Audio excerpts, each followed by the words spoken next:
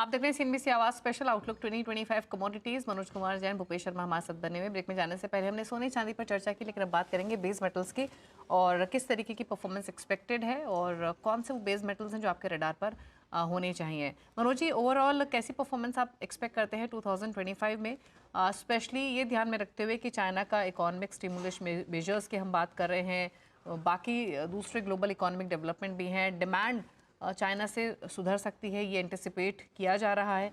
कैसे देखते हैं ओवरऑल आप? बिल्कुल दीपाली जी, 2025 जो है बेस मेटल के लिए एक अच्छा साल रह सकता है। हमने 2024 में इतनी सारी जो है हम देख सकते हैं कि जो नेगेटिव फैक्टर्स होने के बाद भी बेस मेटल्स ने अच्छे रिटर्न्स जो है बना के दिए हैं। जिंक ने जहां 20% से ऊपर के रिटर्न दिए, वहां कॉपर और एल्यूमिनियम में लगभग 10 से 15% के रिटर्न्स जो है बनते हुए नजर आए हैं। तो वर्ष 2025 मेटल के लिए एक अच्छा साल रह सकता है, क्योंकि यहाँ पे जो ब्याज दरों में कटौती की शुरुआत हुई है ग्लोबल सेंट्रल बैंक्स की तरफ से, वो यहाँ पे सपोर्टिव रहेगी। दूसरा, चाइना स्टिमुलस और यूरोपियन इकोनॉमी में जो रिवाइवल के संकेत है, वो कहीं ना कहीं मेटल की कीमतों को सपोर्ट करते हुए नजर आएंगे। तो हमारा मानना है कि यहाँ पे एल्यूमिनियम और कॉपर जो है वो लगभग 15% तक के रिटर्न जो है वर्ष 2025 में बनाते हुए नजर आएंगे। वहीं जिंक में भी लगभग 10% से 12% तक के रिटर्न्स वर्ष 2025 में भी बन सकते हैं। तो ओवरऑल यहाँ पे जो परफॉर्मेंस है बेस मेटल्स की, वो 2025 में 24 के मुकाबले बेहतर रह सकती है। और यहाँ पे अच्छे रिटर्न्स हम कह सकते हैं कि 15 से 20% तक के पॉजिटिव रिटर्न्स की भी जो है संभावना नजर आती है। ओके, तो 2024 के मुकाबले बेटर परफॉर्मेंस रह सकती है। जिंक 20% के आसपास का रिटर्न दे सकता है। हालांकि ओवरऑल अगर हम प्रोस्पेक्ट्स देखें बेस मेटल्स के लिए तो मिक्स दिखाई दे रहे हैं 2025 के लिए। इकोनॉमिक स्टिमुलस मेजर्स हुए, लिक्विडिटी इंजेक्शंस हुए, काफ़ी इंपॉर्टेंट रहेंगे डिमांड रिकवरी के पर्सपेक्टिव से। हालांकि जितने भी रिसेंटली रिपोर्ट्स आई हैं उसमें यही चीज़ नोटिस की गई है कि जो ट्रेडिशनल डिमांड ड्राइवर्स हैं वहाँ पर अभी भी डिमांड सबड्यूड बनी हुई है। फॉर इंस्टेंस कंस्ट्रक्शन, लेकिन जो एनर्जी सेक्टर है, रिन्यूएबल एनर्जी स्पेस है, ईवी है, बैटरी सेक्टर है, यहाँ से डिमांड अभी भी इंटैक्ट है। भूपेश, आपका आउटलुक 2025 के लिए बेस मेटल्स पर, और कौन सा बेस मेटल आपके रडार पर रहेगा? जी, मैं कॉपर में प्रेफ़र करना चाहूँगा कि 780 से लेके 760 के बीच में कहीं भी कॉपर का बाज़ार मिलता है, तो कॉपर में खरीदारी करनी चाहिए।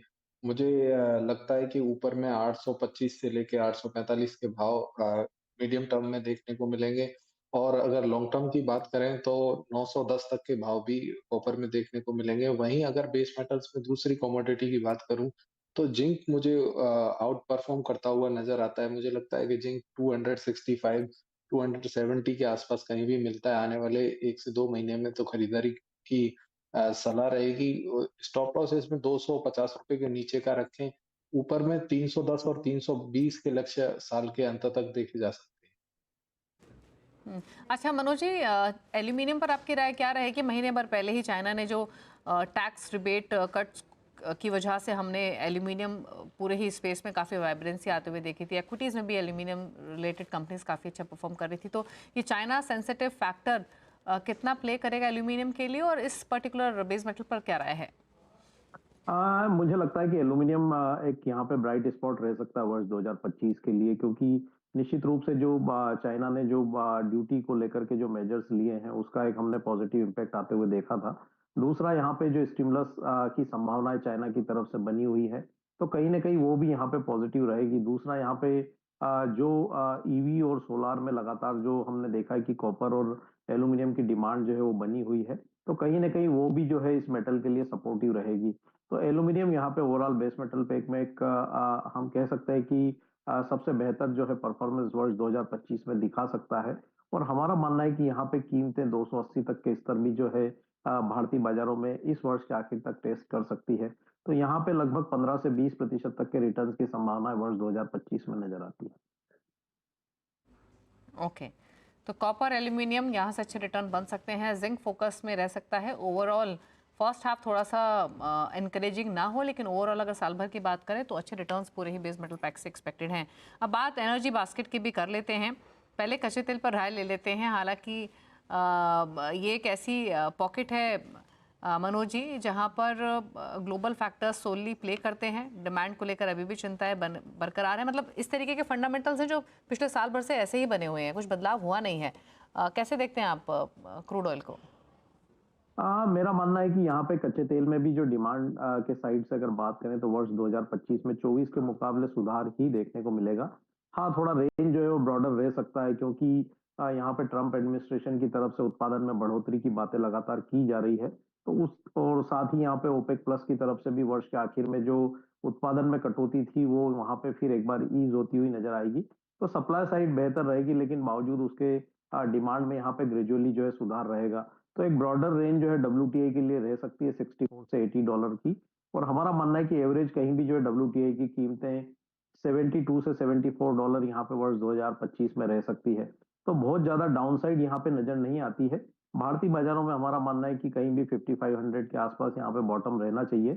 वहीं अगर अपसाइड की बात करें तो 6850 से 7000 तक के भी स्तर एक बार वर्ष के दरमियान देखने को मिल सकते हैं। तो वोलेटिलिटी निश्चित रूप से रहेगी लेकिन डाउनसाइड यहाँ पे कच्चे तेल में वर्ष 2025 में लिमिटेड नजर आती है। ओके, भूपेश आपकी राय क्या रहेगी कच्चे तेल पर?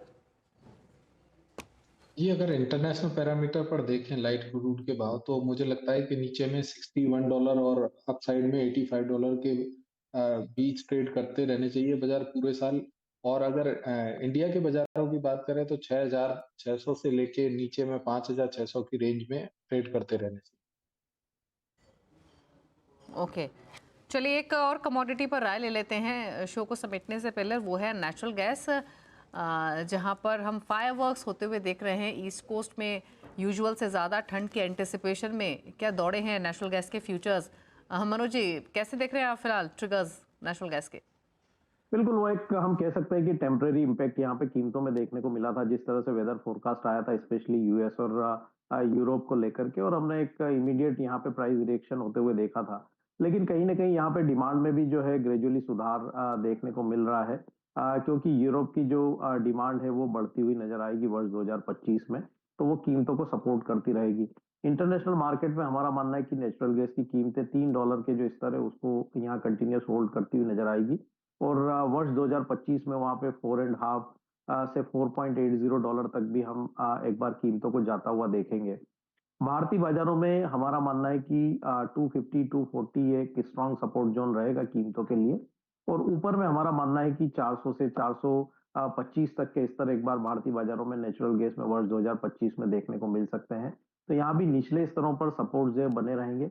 डाउनसाइड नेचुरल गैस में भी लिमिटेड नजर आती है लेकिन अपसाइड में ऊपर में 400 से 425 तक के पोटेंशियल नजर आते हैं।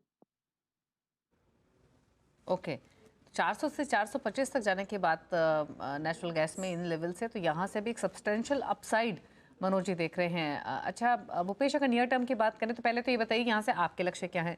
दूसरा ये कि जो नई एंट्री लेना चाहते हो उनके लिए लेवल आपके हिसाब से कौन सा बेहतर रहेगा? जी, नेचुरल गैस में आज 3 दिन पहले अपने शो में ही मैं चर्चा कर रहा था कि पूरे साल के लक्ष्य 350 और 410 के रहेंगे। और उम्मीद नहीं थी कि बाजार ने कल ही 350 के लक्ष्य शो कर दिए। पर मुझे लगता है कि शॉर्ट टर्म की एंट्री अगर किसी को करनी है तो 310 315 के आसपास कहीं भी नेचुरल गैस का बाजार मिलता है तो एंट्री करनी चाहिए। और स्टॉप लॉस 295 के रखें और अपसाइड में मुझे लगता है कि 370 के भाव इमीडिएट देखने को मिल सकते हैं और ऊपर में 415 435 तक के लक्ष्य संभावित रहेंगे। ओके, चलिए तो ये बात हुई नेचुरल गैस की, और जाते जाते रुपए पर भी आउटलुक एक ले लेते हैं क्योंकि 2024 का टूवर्ड्स एंड की तरफ हम जैसे बढ़े हैं थोड़ा पेनफुल रहा है, हमने नए लोज बनते हुए देखे यहाँ पर। क्या आउटलुक है यहाँ से मनोज जी आपका डॉलर इंडेक्स और रुपये पर? डॉलर इंडेक्स मेरा मानना है दीपाली जी की कहीं भी 111 111.40 के आसपास यहाँ पे टॉप आउट होता हुआ नजर आएगा। वर्तमान लेवल से और 2-3% की बढ़त यहाँ पे एक बार देखने को मिल सकती है फर्स्ट क्वार्टर में। लेकिन कहीं ना कहीं वहां पे जो तेजी है डॉलर की वो थमती हुई नजर आएगी। उसी रेफरेंस में अगर हम रूपी की बात करें तो यहाँ भी जो कमजोरी है वो फर्स्ट हाफ में रह सकती है और एक बार हम 87.50 से 88 तक का रूपी को वीक होते हुए देख सकते हैं। लेकिन ग्रेजुअली वर्ष के आखिर तक फिर वहाँ एक बार जो सुधार जो है वो देखने को मिलेगा। तो ओवरऑल अगर मैं रूपी की रेंज की बात करूं पूरे साल की तो 84 से 88 की यहाँ पर रेंज जो है वर्ष 2025 के दरमियान रह सकती है। ओके, चलिए तो ये बात हुई रुपए की, एक रेंज आपको बताई गई है 84 जो कि बेस रह सकता है। और वॉलेटिलिटी रह सकती है। डॉलर इंडेक्स मजबूत रहा है, उसी तरीके के ट्रेंड्स आगे भी एक्सपेक्टेड है। लेकिन शुक्रिया मनोज जी और भूपेश आप दोनों का ही इस शो में आने के लिए और बताने के लिए कि 2025 कमोडिटीज़ के लिए, स्पेशली नॉन एग्री कमोडिटीज़ के लिए कैसा रह सकता है। Thank you so much. और एक बार फिर से आप दोनों को हमारी तरफ से नववर्ष की ढेर सारी शुभकामनाएं। हमारे व्यूअर्स को हैप्पी न्यू ईयर। नमस्कार।